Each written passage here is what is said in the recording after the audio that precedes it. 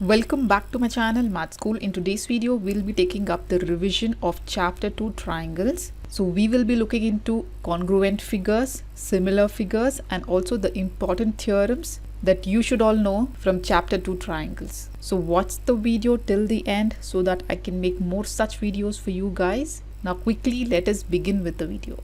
Chapter 2 Triangles Introduction. So let us first begin with the revision of the chapter triangles. In the chapter triangles, we are going to study two types of figures, that is congruent figures and similar figures. So first of all, let us see what are congruent figures. So two figures are said to be congruent if they have same shape and same size. Okay, so whenever the figures have same shapes with the same dimensions, for example, if we have a circle, the radii of these two circles should be equal. Only then we can say that these two circles are congruent. Similarly, coming to squares, squares with the same side length are equal. Coming to the triangle, again all the three sides of the triangle must be equal in both the triangles. We can say that these two triangles are congruent. So all circles with the same radii are congruent, all squares with the same side lengths are congruent, and all equilateral triangles with side lengths are congruent. So here the important points I have marked down in red ink. So please note down these important points. Now let us see what similar figures are. So two figures having the same shape and not necessarily the same size are called as similar figures. So when do we say two figures are similar? So here, for example, if you consider if we have circles, so here you can observe that we have circles with different radii, but the shape is same, that is circle. So here all these circles are said to be similar because they have same size and not necessarily the same radii. Similarly, the squares, all the squares are similar here because their shapes are same and their side lengths need not be same. Similarly for triangles, any two figures are said to be similar when they have same shape and not necessarily the same size. Now our next question is, are these circles, squares and triangles are congruent? So here if in each case if you consider the size of each circle is not same, therefore they are not congruent. Okay, in case of congruent, size and shape both should be same, whereas in case of similarity only the shape should be same and the size need not be same. So that is the major difference between the similarity and congruency criteria, right? So therefore the circles and squares are similar and also the equilateral triangles are similar. Equilateral means all the three sides will be of same length, then it is said to be an equilateral triangle. So from the above we can say that all congruent figures are similar, but similar figures need not be congruent, because in case of congruency two criteria must be satisfied, that it has to be same shape and same size, whereas in similarity only one criteria is enough, that they have to be in same shape and need not be of the same size. Therefore we can say that all congruent figures are similar, but similar figures are not congruent. Again, this is an important point which can be asked in your multiple choice question. So note down this important point. Now, so here two quadrilaterals are given, that is ABCD and PQRS. So let us see whether these two quadrilaterals are similar. What is a quadrilateral? Quadrilateral is a figure which has four sides. So here we have taken an example of a quadrilateral. Likewise, we can have any number of side figures. So let us generalize this and check what is the condition for two polygons of the same number of sides to be similar. So what is a polygon? Any figure with more than three sides is said to be a polygon. So here we are taking the examples of a quadrilateral which is four-sided. Okay, so what is the criteria? Their corresponding angles are equal and the corresponding sides are in same proportion or ratio. So here you can observe that in the two quadrilaterals, angle A is equal to angle P, that is 85 degree. Then angle B, if you consider, it is equal to angle Q, which is 105 degree. Similarly, angle C is equal to angle R and angle D is equal to angle S. So all the four sides, so all the four angles in these two quadrilaterals are equal. That is the first criteria. And what is the second criteria? The corresponding sides are in same proportion. Okay, so what are the corresponding sides? If you consider any two figure, So here let us consider the first side AB, which is 2.1 centimeter. We will select the same side of the second figure. So here in this case it is PQ, right? So these two sides are said to be the corresponding side. So we should make sure that the corresponding sides should be in same proportion. So let us write down the corresponding sides here. The first corresponding side is AB by PQ. Their ratio should be in same proportion. So this ratio should be equal to the second corresponding side ratio, that is, let BC and QR. Okay, so BC by QR. This should also be equal to the third corresponding side, that is DC and SR, right? So these are the same sides of the quadrilateral. So DC by SR is the third corresponding side, and which is the fourth corresponding side, AD by PS. So these ratios must be equal. So let us check that. So what is AB value given here? It is 2.1 divided by PQ is 4.2 equal to BC is 1.5, QR is 3.0. Similarly DC here it is 2.5 centimeter. So DC is 2.5 centimeter and SR is 5.0 equal to AD is 2.4 and PS is 4.8. So here in each case we can remove the decimal point in both numerator and denominator, right? So now let us cancel. So here you can see 21 one times, 21 two times is 42. Then again 15 one times, 15 two times is 30. 25 one times, 25 two times is 50. Similarly 24 one times, 24 two times is 42. So in all the four cases, if you got the ratio as 1 by 2 equal to 1 by 2 equal to 1 by 2 equal to 1 by, right? So therefore all the four ratios are equal. So therefore we can say that their corresponding sides are in same ratio or proportion. Like this you have to write down and find out they are in same proportion or ratio. So therefore now you can say that these two quadrilaterals are similar to each other. So therefore quadrilateral ABCD is similar to quadrilateral PQRS. This can also be a multiple choice questions for you guys, as this will be a direct question. So again there is another example here. We have a square and a rectangle. So again in a square and rectangle, you know that all the four sides are 90 degree in a square as well as in a rectangle, right? So the first criteria is satisfied, that all the corresponding angles are equal. But here we can see that their corresponding sides. Now let us check the second criteria, whether the corresponding sides are in same proportion. So let us write down the corresponding sides, that is AD by SP is equal to AB by PQ, that is equal to third side, that is BC by QR equal to CB by SR, right? So AD by SP is 3 by 3 equal to AB is again 3 by PQ is 3.5. BC is 3 divided by QR is 3. The fourth corresponding is CD by SR, which is 3 by 3.5. So here we can cancel 3 and 3, 3 and 3. So here if you remove a point in the denominator, you can add a 0 in the numerator. So here if you cancel 5 6 are 30, 5 7s are 35. Again similarly here removing the decimal we add a 0. So 5 6 are 30 divided by 5 7s are 35. So here you can observe that the ratio are not in equal proportion. Therefore we can say that the two quadrilateral, a square and a rectangle, have the same corresponding angles, but the corresponding sides are not in same ratio. Therefore these two are not similar. Again this as an MCQ question in your examination. Similarly now let us consider a square and a rhombus. In case of a square, when you take the angles, all the four angles are equals, which is equal to 90 degree in case of a square. In case of a rhombus, we have opposite angles are equal in a rhombus. So here angle S is equal to angle Q and angle P will be equal to angle R.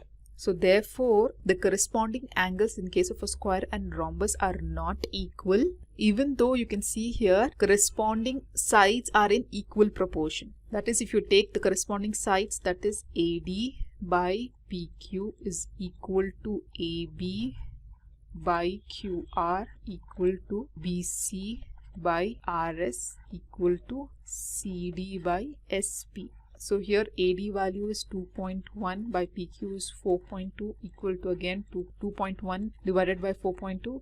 Again we have 2.1 divided by 4.2 equal to 2.1 divided by 4.2.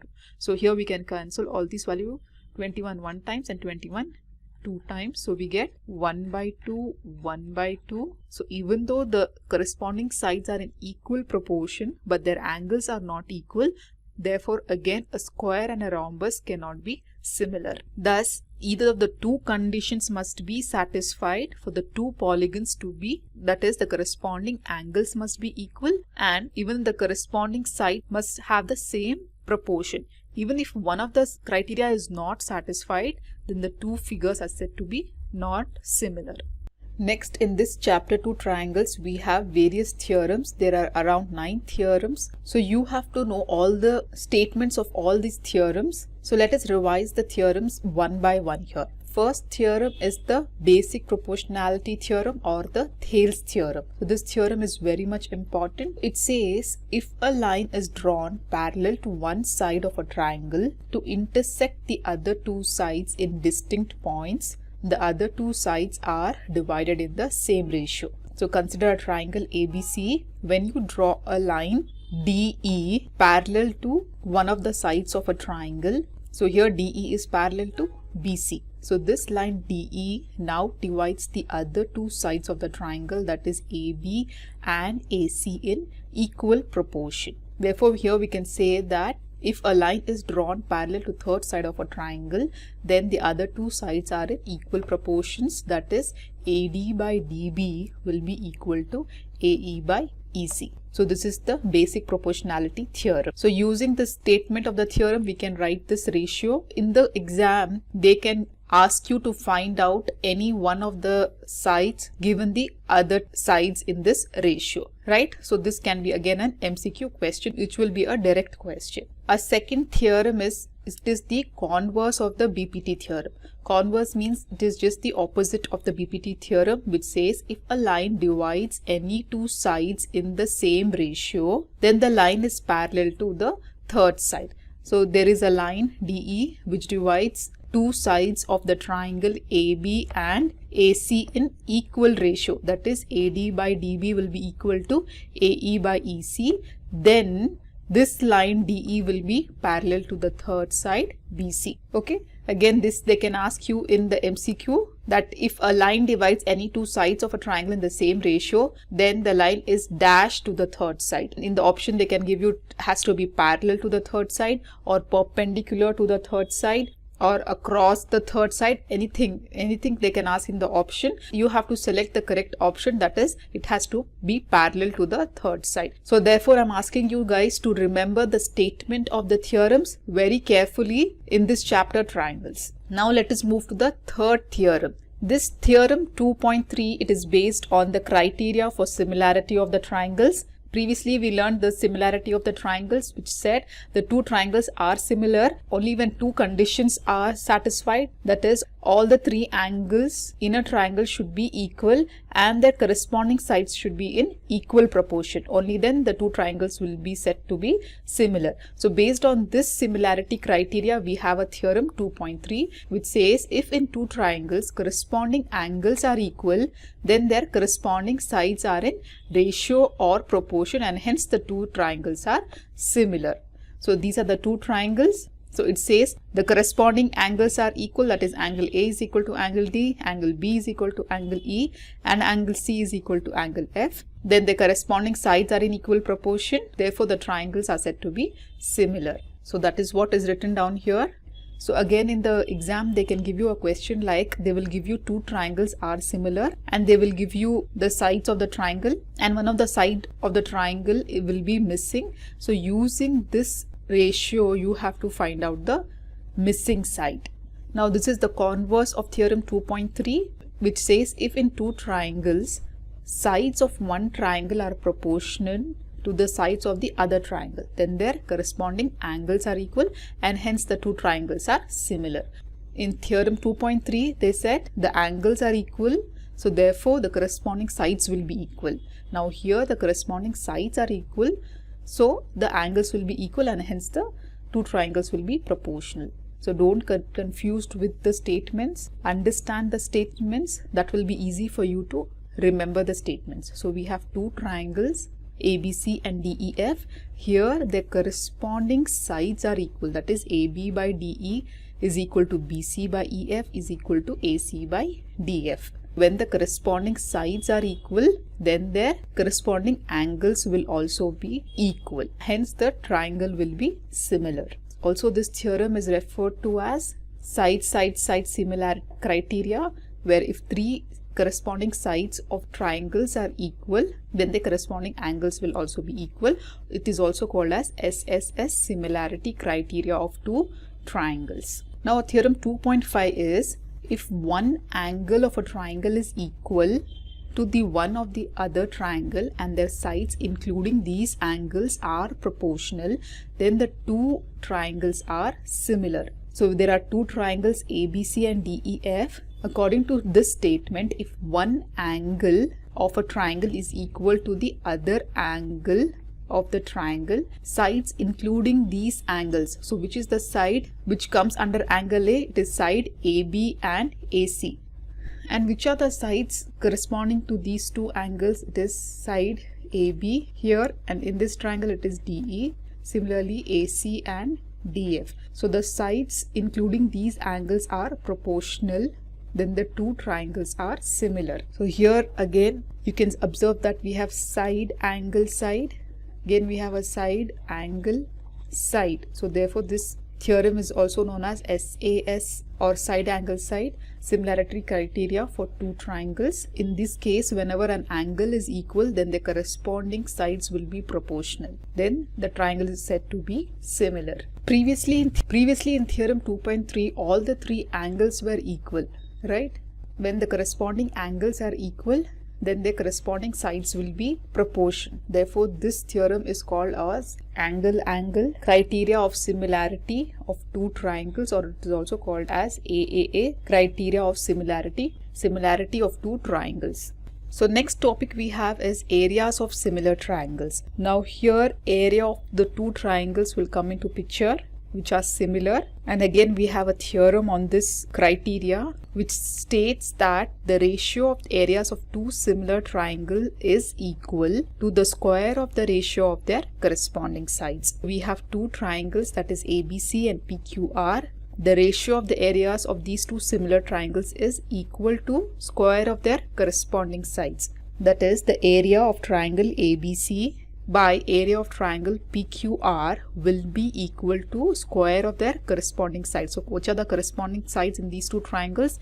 AB by PQ is one corresponding side, then BC by QR is the second corresponding side, and the third corresponding side is AC by PR or RP. According to this theorem, therefore the ratio of the areas of these two triangles, that is ABC by PQR, will be equal to square of their corresponding sides, that is AB by PQ the whole square by BC by QR the whole square and CA by RP whole square. So in the exam they can give you area of one triangle and the corresponding sides, and they can ask you area of second triangle. By using this equation or relationship, you have to find out the area of the second triangle. Again, this can be a question in your examination. Next we have again an important theorem, that is the Pythagoras theorem. So this theorem you all are very familiar, and it is very, so what does this theorem say?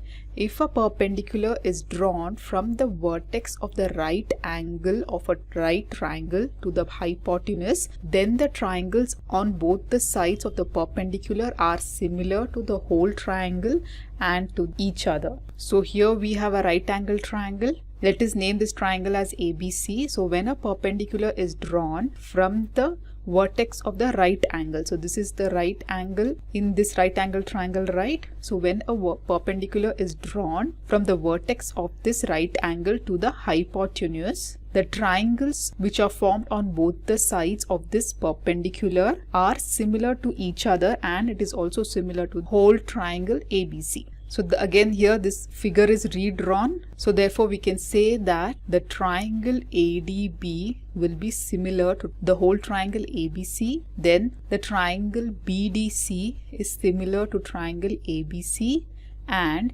these two triangles, the smaller ones are also similar, that is triangle ADB will be equal to triangle BDC. So again, remember this statement. Now coming to our 8th theorem, in a right triangle, the square of the hypotenuse is equal to sum of the squares of the other two sides. So in a right angle triangle ABC, which is right angled at B. So here the side opposite the right angle is the hypotenuse, the side along will be the base. Then we have a perpendicular BC and base is AB. According to this theorem, the hypotenuse square is equal to sum of the squares of the other two sides, that is AC square is equal to AB square plus BC square. So this is the theorem which is very much important and which is used in all the topics of our math chapters. Again, here they can give you hypotenuse and base and they'll ask you to find out the perpendicular side in a right angle triangle, or they can give you any two sides and they'll ask you to find out the left out side. So again, this will be a direct question in your examination. Now coming to our last theorem, which says in a triangle, if square of one side is equal to sum of the squares of the other two sides, then the angle opposite to the first side is right angle. So this is the converse of the previous theorem, that is theorem 2.8. So when we consider a triangle ABC, it says the square of one side is equal to sum of the squares of the other two sides. That is, if AC square is equal to BC square plus AB square, then the angle opposite the first side is a right angle. So which is the first side we took? We took the first side as AC. So the side opposite AC will be our right angle, or this is our hypotenuse, because this is the converse of our previous theorem. Okay, that is AC square is equal to AB square plus BC square. And also there is an important formula which you have to note down. We have a right angle triangle ABD, which is right angled at A, and AC is perpendicular to BD. Then you have to remember these three statements, that is AB square is equal to BC into BD. Second one is AC square is equal to BC into DC, and the third equation is AD square is equal to BD into CD. If a right angle triangle is given and there is a perpendicular drawn from vertex of the right angle to the hypotenuse, then these three equations are applicable. So consider the first side of the triangle AB. So here this side AB square will be equal to BC into BD, the end of this side, and you have to take BC into BD. Similarly, side AD square, then it will be DC into DB. Likewise, if you take the perpendicular AC square, that will be equal to CD into BC. So these three equations are very much important in case of a right angle triangle. So they can give you any two sides and they'll ask you to find out the third side. So by using these equations, you can find out the any given side. Make a note of these three equations. So with this, we complete the revision for chapter 2 triangles. In my next video, I'll be solving multiple choice questions or MCQs related to chapter 2 triangles. So till then, do like my video, subscribe to my channel, and don't forget to hit the bell button below to get the latest updates of my videos, as I'll be uploading more such MCQ questions for you guys. Thank you.